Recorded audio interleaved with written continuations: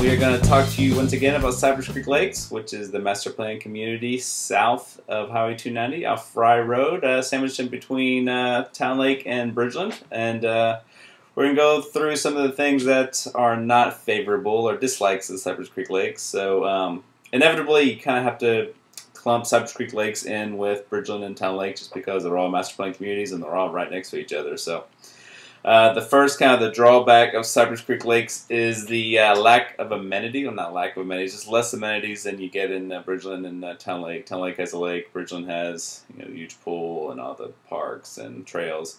Cypress Creek Lakes has an awesome pool area, awesome splash pad area with huge oak trees I mentioned in my last video, my likes, which is nice, and it has a pool. They recently built a pool, it's a smaller pool. But what they're missing is a bigger lap pool. So they don't have a lap pool, which means no swim team. So any parents out there that want your children to be on a swim team, you can't do that in Cypress Creek Lakes. You'd have to go join the swim team in Bridgeland. It doesn't have any tennis courts yet. Could be coming in the future after some talks with the developer, but not there yet.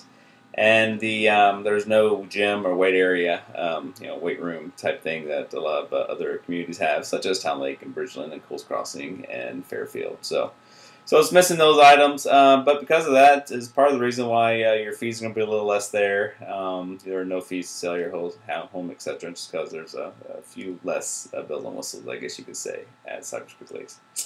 Another drawback is there's only 2 builders. So you have Coventry and Perry in the 80-foot section, and then you have Perry only in the 60-foot section. So there's not a lot of variety there if you want to build a new house, which is, I think, a drawback.